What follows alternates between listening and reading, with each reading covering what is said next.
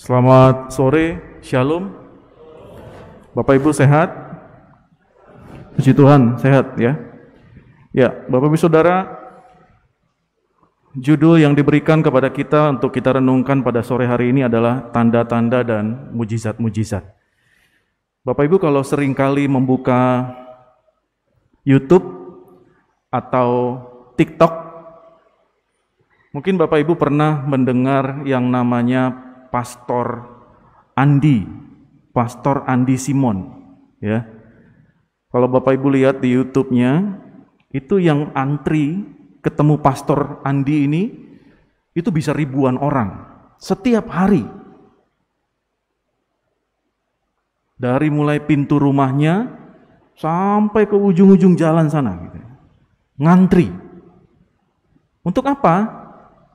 Untuk mendapatkan mukjizat dari Tuhan.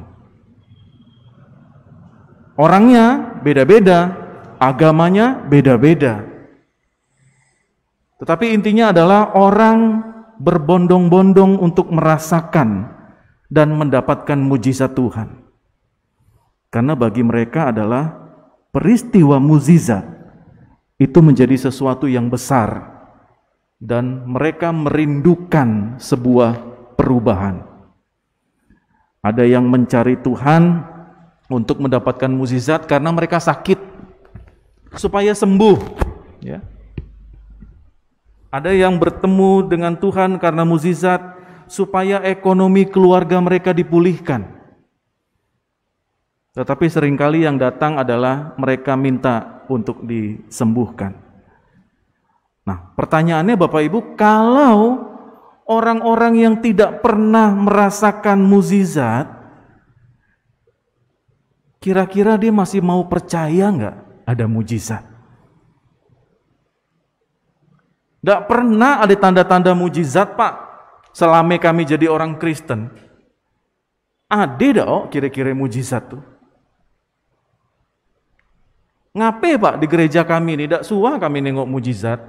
Ada di gereja Sanen tua. Apa karena di sini tidak diagi Roh Kudus, Pak? Di sana banyak. Ada juga yang ngomong macam itu.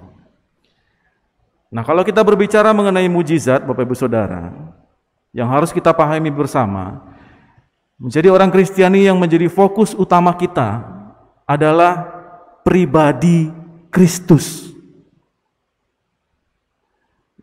Kita percaya akan Kristus, kita mengikut Kristus bukan karena kita menginginkan mujizat. Kita tidak perlu memikirkan mujizat karena selama kita mengikut Kristus dengan sungguh-sungguh dan hidup taat melakukan kehendak Tuhan, maka hari-hari yang kita jalani sampai hari ini, Bapak Ibu Saudara, itu semua sudah dipenuhi dengan mujizat. Mujizat, tanda-tanda ajaib itu adalah bagian dari paket keselamatan, ya, yang Tuhan sudah sediakan bagi orang-orang yang percaya kepada Tuhan. Lah di situ semuanya. Tetapi ada satu catatan penting, Bapak Ibu Saudara. Tuhan itu tidak pernah mau memberikan mujizat kepada kita atas apa yang kita mau. Tapi Tuhan hanya mau memberikan mukjizat ya hanya sesuai dengan kehendak Tuhan. Seringkali orang Kristen selalu mendikte Tuhan. Mukjizatnya yang macam nio Tuhan, yang jenisnya macam nio, yang ada halilintar, ada petir.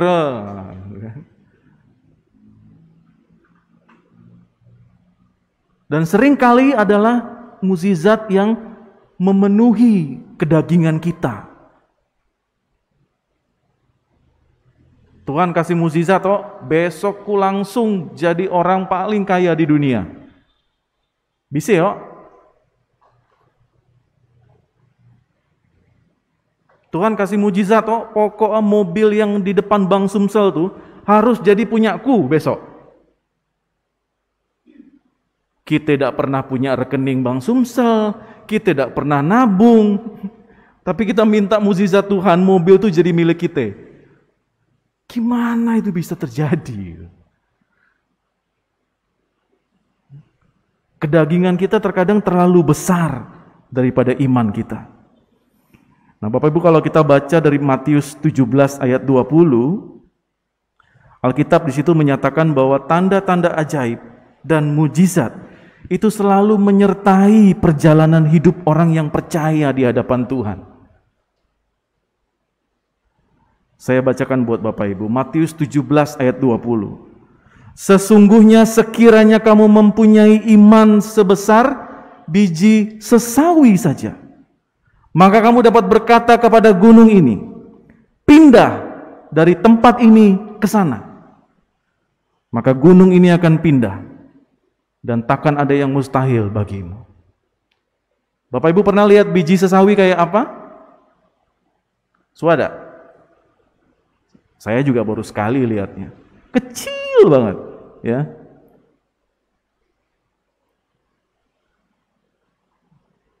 Alkitab bilang hanya sekecil itu saja. Kita bisa melakukan apa saja. Nah, pemahaman inilah yang harus kita selalu tanamkan Bapak Ibu Saudara di dalam iman percaya kita kepada Tuhan. Mujizat itu nyata di dalam hidup kita tanpa kita sadari sebagai orang-orang yang percaya. Tidak sadar kita kadang-kadang. Ya. Kita tidak perlu menyaksikan peristiwa-peristiwa yang spektakuler, peristiwa-peristiwa yang besar. Ada awan, tiba-tiba turun, ada halilintar, ada petir, ada api. Lalu kita berkata, itu baru mujizat Tuhan. Tapi Bapak Ibu Saudara, saya mau sampaikan bahwa hal-hal sederhana saja, hal-hal yang kecil saja, bila kita mengimaninya bahwa peristiwa tersebut ada Tuhan yang bekerja, bahwa di dalamnya ada Tuhan yang berkehendak, maka saya mau katakan bahwa itu juga mujizat Tuhan. Saya kasih contoh. Ketika Bapak Ibu berkendara dari rumah ke tempat ini, kita selamat sampai di sini. Apa kita nggak bisa bilang itu mujizat Tuhan? Bisa. Bapak Ibu ada di tempat ini, sehat-sehat, zaman seperti ini, tidak terpapar COVID, itu mujizat. Orang-orang yang lepas dari isolasi mandiri, lalu kembali beraktivitas seperti semula, itu mujizat Tuhan.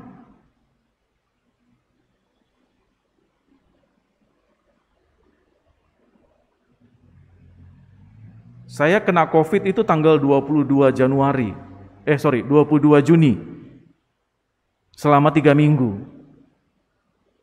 Baru saya swab, baru positif. Dan saya mau berkata bahwa saya berdiri di mimbar ini, itu mujizat Tuhan. Kenapa? Karena tidak semua orang yang bisa lepas dari masa-masa isolasi mandiri, karantina. Ada banyak hamba Tuhan yang kembali ke rumah Bapa karena COVID. Tapi saya masih diberikan kesempatan melayani Tuhan. Itu mukjizat buat saya. Bapak Ibu masih bekerja di masa pandemi seperti ini, masih dapat gaji, masih dapat pemasukan, masih bekerja, masih aktif, itu mukjizat Tuhan.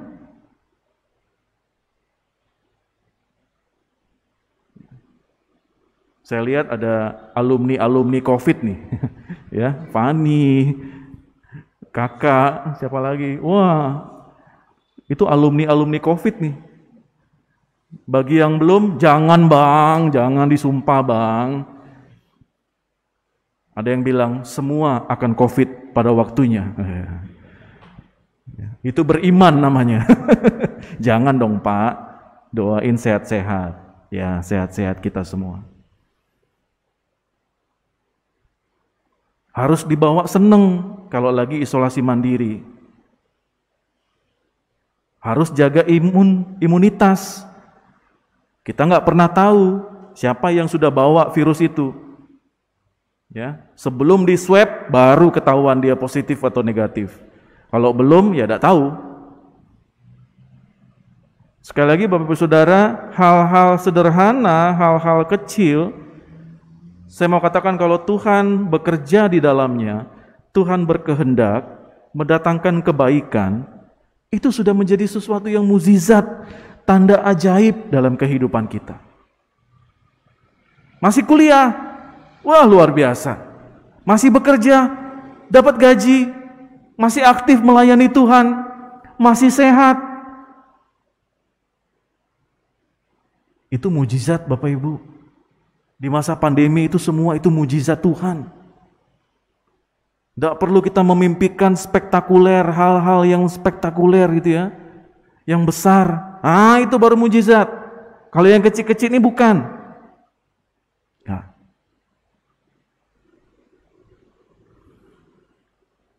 Kita masih bisa bernafas seperti ini hanya pakai masker. Wah, luar biasa itu mukjizat. Teman-teman saya kalau cari oksigen sekarang susah. Hanya beli di K24 yang kaleng-kaleng itu 50.000, 100.000. Kita hanya pakai ini doang susah amat. Ya.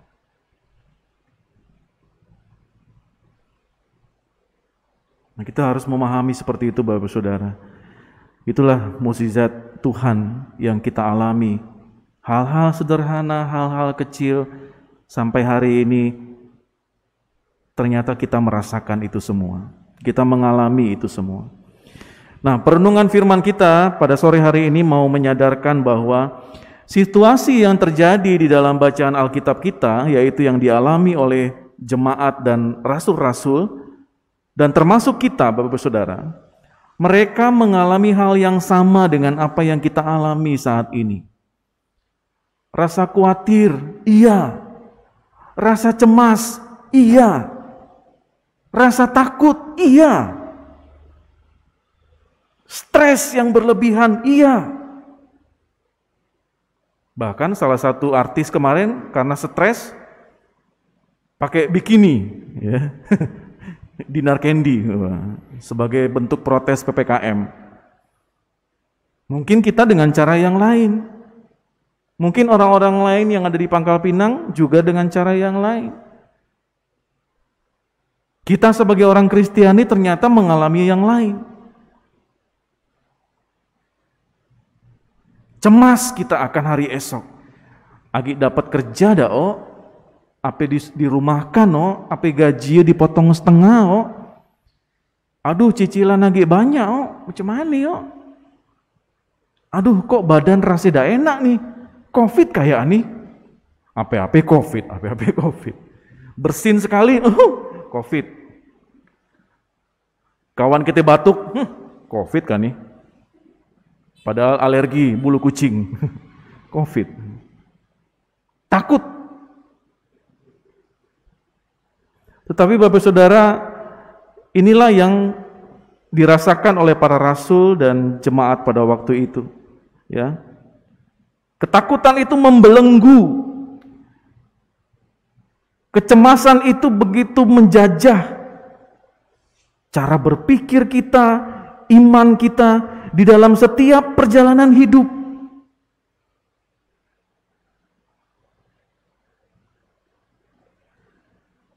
Dan seringkali Bapak Ibu Saudara, persoalan-persoalan yang kita alami itu lebih besar, lebih banyak dari apa yang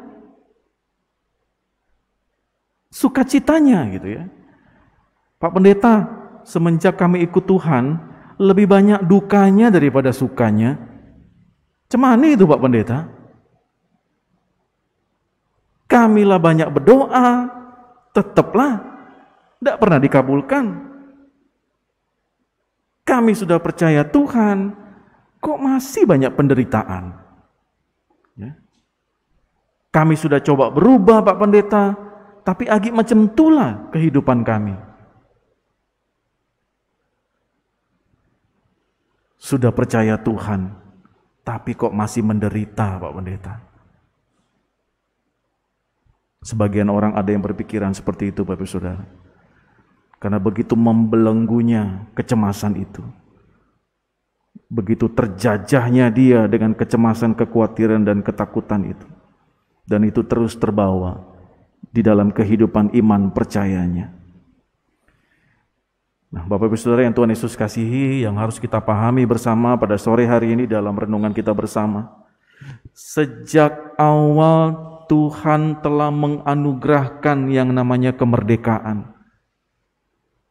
Begitu kita terbebas dari dosa, maka kita tidak lagi terbelenggu, tidak lagi terjajah atas kecemasan, ketakutan, kekhawatiran, stres yang berat, dan lain sebagainya.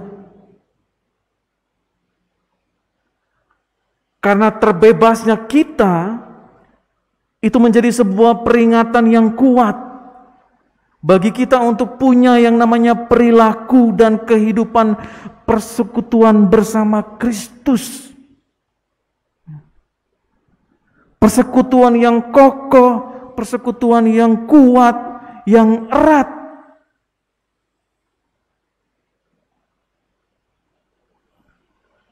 Jangan sekali-kali Bapak Ibu Saudara menjauhi Tuhan karena kesehatan kita buruk, tidak mau lagi percaya dengan Tuhan. Karena ekonomi kita sedang turun, saya tidak mau lagi berdoa kepada Tuhan. Tetapi Bapak Saudara, di dalam badai kehidupan itulah kita harus tetap setia kepada Tuhan. Kita harus tetap percaya kepada Tuhan. Karena Tuhanlah sumber kekuatan. Tuhanlah yang menjadi kekuatan kita bersama, yang membebaskan kita, yang bisa memberikan kita rasa sukacita, kita menemukan yang namanya kedamaian, kita mendapatkan sejahtera Tuhan. Tidak semua bisa merasakan seperti itu, Bapak Saudara.